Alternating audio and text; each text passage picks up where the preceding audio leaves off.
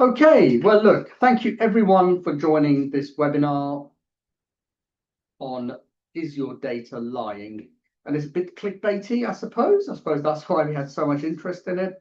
I apologize if you found it a little clickbaity. And I think really what we're trying to talk about in this webinar is what we've learned at ProFundCom is it's not just about misleading metrics in bot traffic, AI engines and bot farms affecting your engagement data, but it's also how that's measured.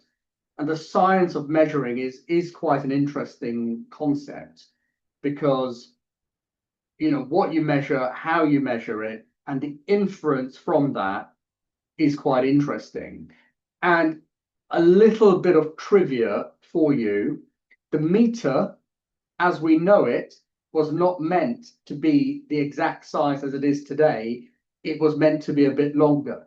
But when they did originally the calculations a long, long time ago, the guy, I think it was a Frenchman, he was measuring it, and it was meant to be a certain percentage of the Earth's circumference, and he got the number wrong. So the meter, what should be, and what it really is today, is the meter is just a little bit less. So there we go, a bit of trivia nobody knew. Okay, so let's get into it. We'll probably be about half an hour. I'll take a few questions at the end, or if you want to raise your hand and ask something during the webinar, more than happy to answer. I'll also be trying to do a live demo as well on a particular section for a couple of minutes. So I'll be flipping screens. So hopefully the technology works. Okay, so a little bit about ProFundCom. Essentially, we are a marketing automation investor engagement platform for IR and sales teams within fund managers, asset managers, private equity, fund of funds, and the like. That's what we've been doing. We've been doing it for the last 25 years. And one thing we do as well is we spend a lot of time not only building the product, but really working with the industry and are regularly producing reports. Our latest reports is about the top 100 hedge funds and how their digital marketing performs. So we're very much in this space, and that is very much recognized by G2. And those of you familiar with G2, they're the world authority on software companies, and we are a leader in and a high performer in the niche area, as opposed to things like ActiveCampaign, MailChimp, and HubSpot, which are leaders in a generic part of the G2 quadrants. And I think really that's because we've really focused around how we can help fund managers raise assets using engagement analytics, digital marketing, marketing automation, and the like. So we're very, very niche in the world that we work in. So we're happy with that. Those that probably don't know, this is a diagram of where ProFundCom offices are around the globe. So New York, UK, India, Singapore, and where our clients are by proportion. This gets criticized because it looks like somebody's had a sneeze. So I will try and get that to look a little better, but I have struggled. But note to myself. Okay, so really, where does ProFundCom fit? Where does where does measuring traffic, engagement, where does that all fit in?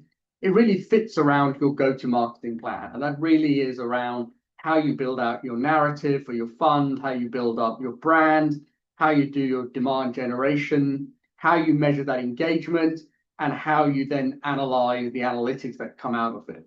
And really, a lot of this is, some marketers absolutely understand this, the 5 stages of a go-to-marketing campaign, while a lot of managers don't seem to they're very happy to build a website, but not create content. They're very happy to create a brand, but not doing demand generation. And these things all tie in together. So it is worth doing, whether you're an emerging manager, whether you're an established manager, these are really, and you don't have a marketing team or you have a small marketing team, this is something really to think about. Go-to-market doesn't just apply to software companies. It applies, or whether you are selling, things on Etsy or eBay, it applies to the whole raft of things, selling locomotives and industrial furnaces and funds, right? So this is the kind of, this is like the 101 of a go-to-market strategy. And I think what really helps fund managers when they're a smaller team is the ability to create content and analyze what's working and what's not working, and essentially creating an echo chamber of not only having a go-to-market strategy, but also having it automated. So on a regular basis, people are engaging with you, and if nothing else, you're front of mind. And the beauty is, if people aren't interested, they're not interested, and they'll either unsubscribe or just ignore you.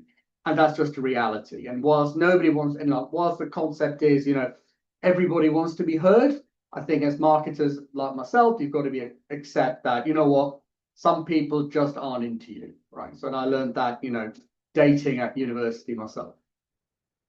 Okay, and why is engagement analytics so important? Why is it so important to get it right? Because ultimately these analytics, and we'll kind of dig into it as we go into this webinar, the analytics really feed the marketing automation engine and really brings in people who are top of funnel into your marketing automations, into your marketing processes, which could be events, fact sheets, newsletters, US Open tennis, whatever those points may be, and hopefully resulting in investments. And the problem why marketing, or the reason why marketing automation is so important is because there is this concept of the mid funnel, and nobody really knows how the mid funnel works. The mid funnel is really that real dark art of, well, what did we do to get this investment? Was it we going to this event? Was it going to Miami? Was it advertising in, say, something like Opalesk or HFM? What was it? And that is unfortunately the great unknown. And I don't think we are any closer to answering that question. But what you can be sure is all your mid-funnel activities, those touch points collectively, and applying some AI to that, actually will give you a sense of what will lead to investments and what won't. And that is the beauty really of kind of where AI and behavioral science has evolved into. So what we're going to look at is what are real signals, which is what I kind of spoke about just now, which is all these touch points, applying AI to it. Who are the real people you should be talking to? And that only comes if the data underneath is clean. We're also going to look at why normal metrics of opens and clicks doesn't really cut the ice anymore, and there are other things to look at, to engage and look at which of your investors are really engaged with you.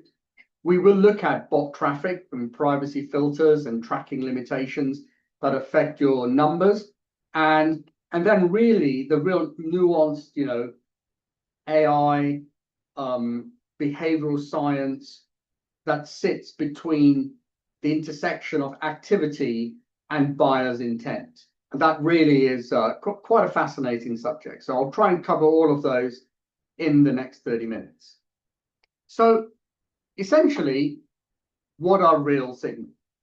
So real signals is the ability to take all your data together and generate signals that most importantly result in activities from your underlying data.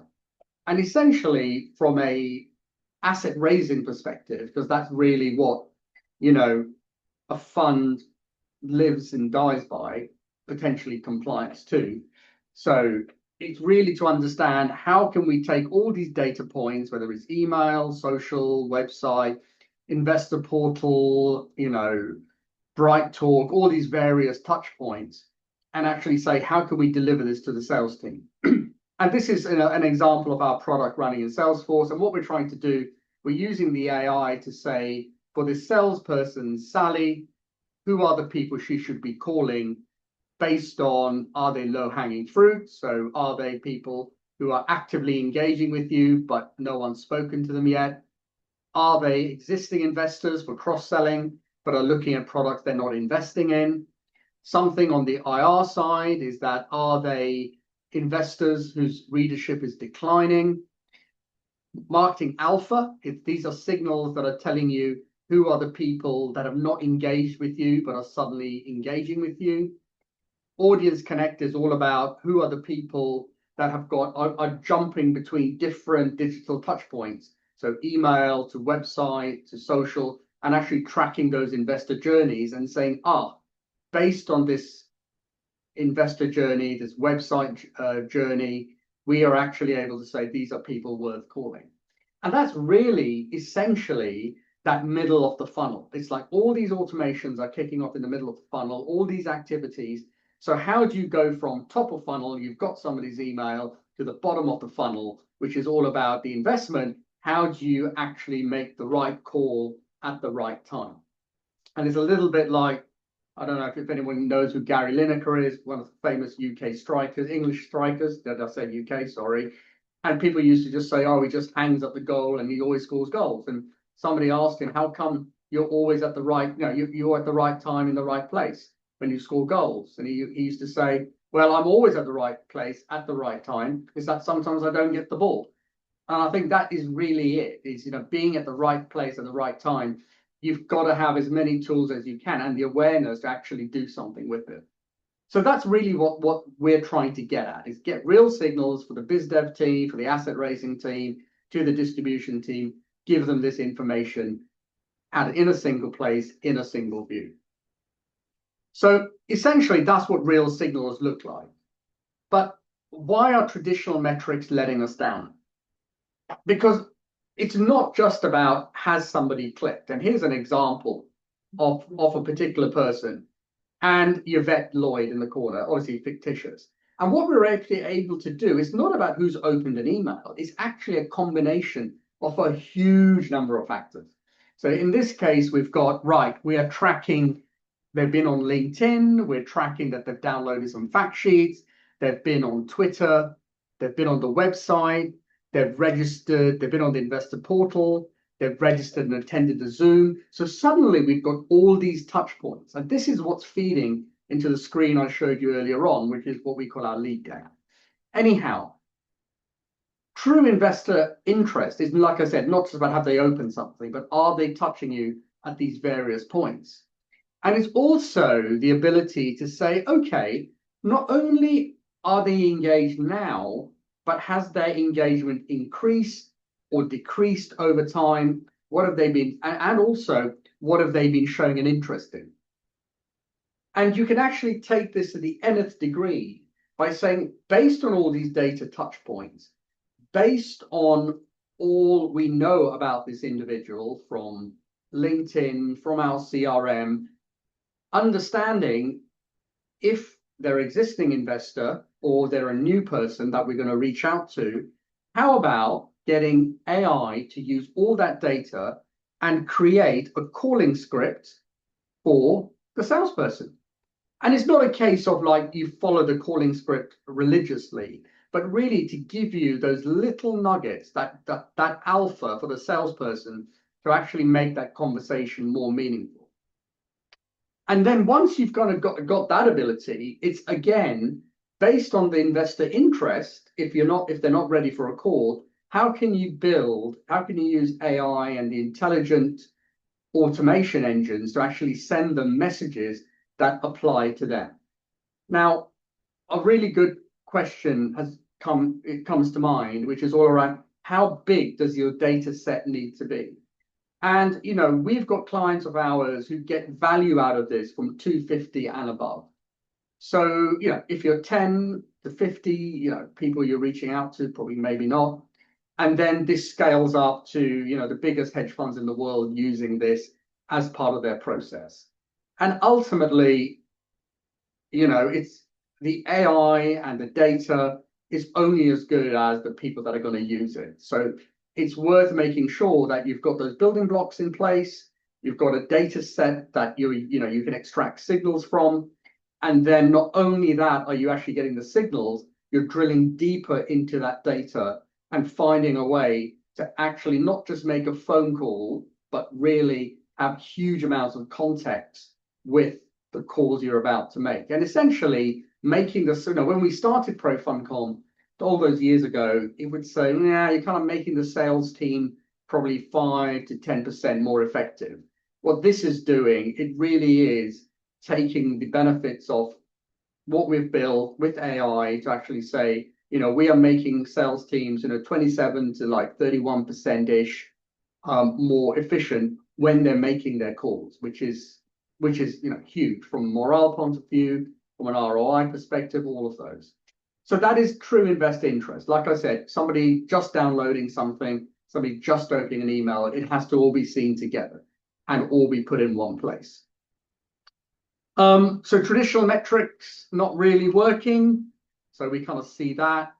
And really, the next part of this is, bots, privacy, filters, tracking limitations. This is where data is not being captured. And data is not being captured because there's lots of bot activity out there that creates false positives. So people think, oh, our readership's through the roof. Oh, our Google Analytics is fantastic. We're getting lots of first-degree engagement, but weirdly, no second-degree engagement. So no downloads, no registrations for events, something that shows real human interaction. But the bots are even getting cleverer, right? So they're actually also able to fill out forms as well. So again, the bots have completely distorted how engagements are being tracked, and there's very little technology out there. Dare I say, we've built AI that does bot detection, but that aside, that are actually making this really a center theme of how they are managing their data and the value of and the validity of that data. And that's why, we really started this webinar with the concept, is your data lying to you? Probably yes. The other thing is that there is privacy filters. So if you're using Apple, maybe if your prospects, clients are using Apple Mail or particular versions of Outlook, they are hiding behavior. And also, they are just generally tracking limitations that sometimes things can't be tracked. So there's bot activity, there's privacy filters, there's limitations that actually mean not only is your data lying to you, it's hiding from you as well. So it really has to say, right, what is the antidote to this? And the antidote is really taking multiple data points, understanding content consumption patterns, looking at website activity, CRM engagement, looking at conversions and behavioral trends, putting that into a language model or a machine learning model, and then coming out with the signals that I kind of referred to earlier on. So hopefully you can see how all these various parts are connecting together to essentially generate these signals. Okay, so what's the difference now between activity and intent? So activity, and I'm going to hopefully switch to this, and I'm going to give you, let me quickly refresh this screen. So really, a lot of people say activity. So here's an example. This is the ProFundCom platform. And people are looking at the top 20 firms. So top 20 firms, Cox, Kings, Williams. Click on, say, Williams, and you can actually see, okay, Peter, Ross, Michael, and Rob are actively engaged with us. And that is activity, but is it showing us any intent? Well, interestingly not. What's probably more interesting is the delta, and it's the change in behaviors. Has people's behavior increased or decreased? So in the asset raising world, you'd like to say you want to track people whose engagement has increased, and in the IR world, you want to track people's engagements decreased. But let's just stay with the asset raising side. And you can suddenly see here in this example, and this is all based on real data that's anonymized, that it's actually Khan, Jones, and Jackson are the ones with the most engagement change. And this is the first part where you move away from activity and then you move into intent. And then what you can then do here is you can then click on this and say, oh, actually, it's Jake at Khan. That's the people we should be talking to. So this is really taking the you're looking for the diamonds in the rough, and you can actually see that his engagement has started from 0, it's increased, and these are the things that he's shown an interest in. So again, what we're trying to show here, it's not just about identifying who are the most engaged, because everybody loves to do that, and that's level 1 marketing.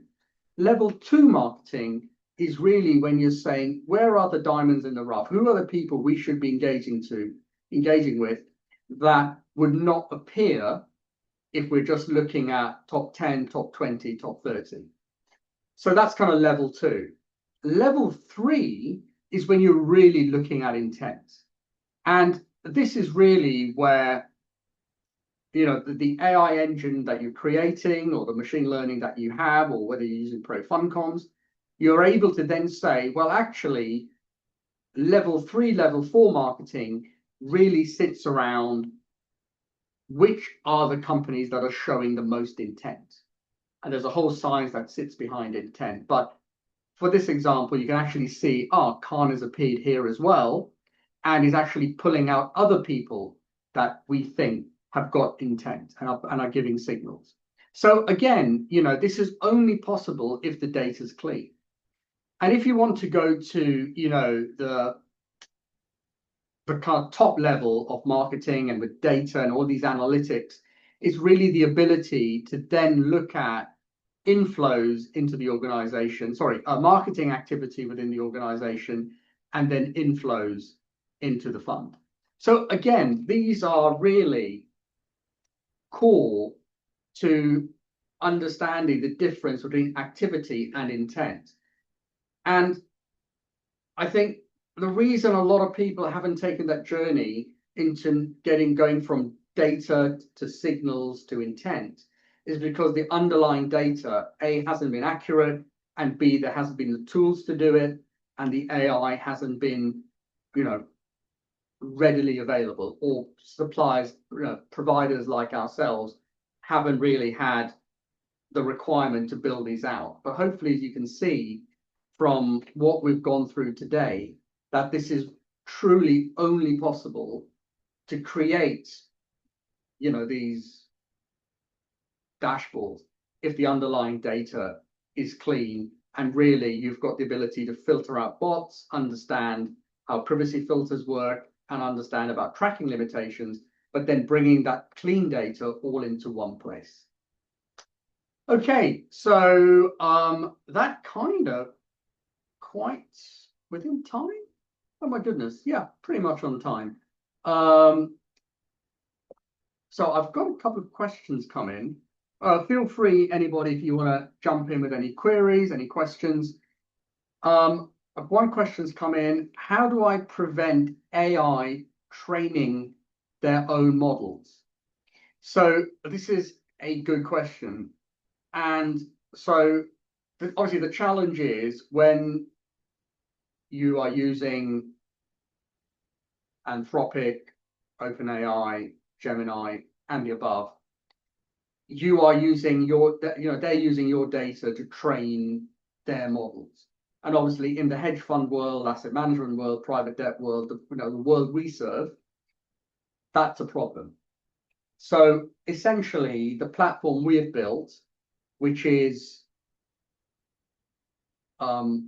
runs it, the AI we have doesn't touch the internet. So each client of ours gets their own language model, and we use a very, very interesting model we've developed that actually absorbs Anthropic, OpenAI, and Gemini into one model. It's insanely clever, and then based on that, we can then do our extrapolations. So no, so anything that resides with one of our clients does not touch the internet. So hopefully that answers that question. How much statistics is actually being used as opposed to AI? Good question, Michael. So obviously, I think you know your onions. So AI is all statistics. So sitting in what we do is behavioral analytics. There is left B tree compressed algorithms. There are all kinds of Bayesian algorithms that are being used. There's machine learning, perceptron stuff, all big blanket, blah blah blah, with just big words. It's all AI, but it is essentially, as you kind of pointed out, all statistics. Okay, what tools are available to identify bot traffic, and how do you do it? So there are tools that identify bot traffic. So if you're using Cloudflare or any of those endpoint protection tools like Semantic, they're able to identify bots. So that's a good thing. Google Analytics is okay, but Google Analytics relies on JavaScript running. So if JavaScript's disabled, then the metrics are skewed. We at ProFuncom, we've built our own model over the last 5-6 years.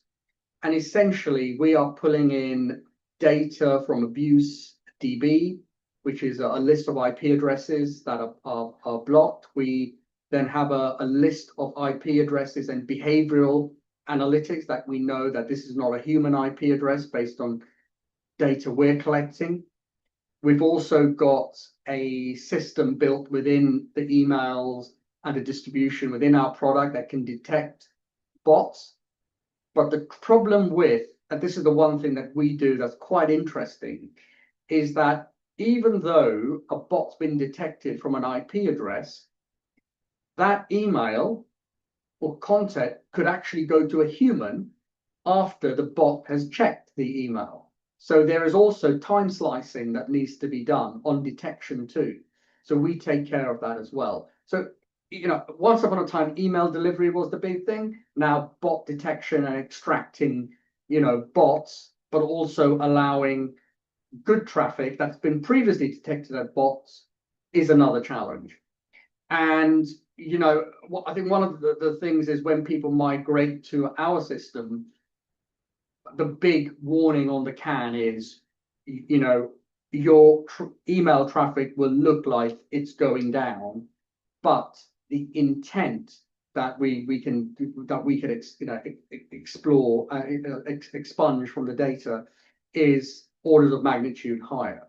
Now, look, there's no reason why this can't be built in whatever tool you're using, Pardot, Marketo, whatever. You've just got to build it. You've got to get these databases in, blah, blah, blah. I'm not just saying ProFuncom does this. You can build this out yourselves. It's just that for our world, most fund managers just want to be able to say, right, who are the people we need to be calling? I'm sending out fact sheets, emails, and we've got an investor portal. I want this brought together and I want action. So that's really the kind of the DNA of really what ProFuncom is all about. Right. I'm just seeing if there are any more questions coming. No. Well, that's that. So thank you all very much for being on this webinar. The replay will go out some point next week. All of the webinars we have are hosted on our website, but if you go onto YouTube and type in ProFuncom, there's a treasure trove of information on how to raise assets with digital marketing and the like. So once again, thanks everyone for joining me. Have a great weekend, everyone.